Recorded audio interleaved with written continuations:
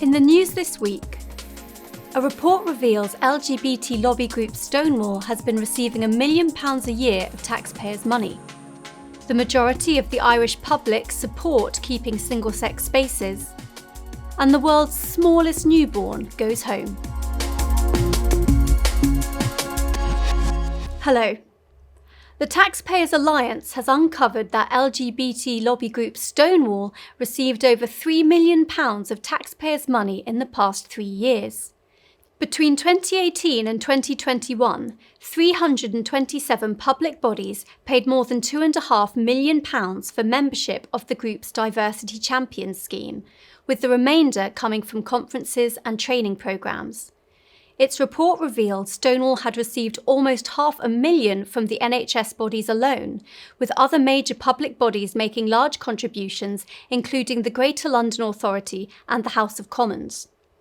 The Minister for Women and Equalities, Liz Truss, has called on all government departments to withdraw from the scheme. But the Taxpayers Alliance's political director, James Roberts, questioned the willingness of officials to end the Stonewall subsidy.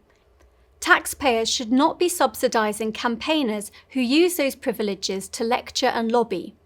After years of handing over millions, some officials seem determined to prop up pressure groups like Stonewall with taxpayers' cash, despite ministers urging against it. The latest push to legalise assisted suicide in England and Wales has been likened to vexatious litigation by former newspaper editor Charles Moore. Baroness Meach's assisted dying bill, set to be debated next month in the House of Lords, would enable those deemed to have less than 6 months to live to get help to kill themselves. But writing in the Daily Telegraph, Moore said the latest push for legalisation ignored previous proposals being repeatedly debated and rejected, most recently in 2015, when it was soundly defeated by 330 votes to 118. He also challenged the terminology used by those pushing to remove legal protections for vulnerable people. Activists are deliberately using the term assisted dying, he said, to make euthanasia sound good. What the bill is talking about is not assisted dying, but assisted suicide, a much grimmer concept. Polling has revealed the majority of Irish adults support the provision of single-sex facilities.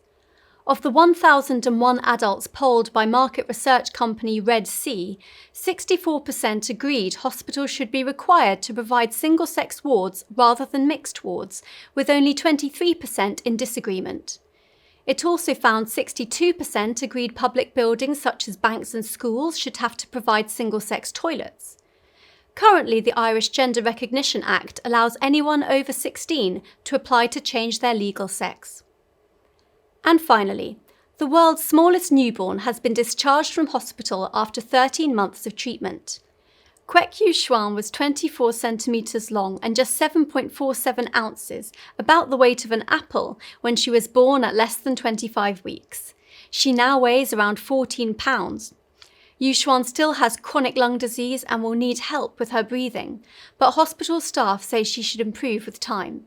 Against the odds, with health complications present at birth, she has inspired people around her with her perseverance and growth, which makes her an extraordinary COVID-19 baby, a ray of hope amid turmoil.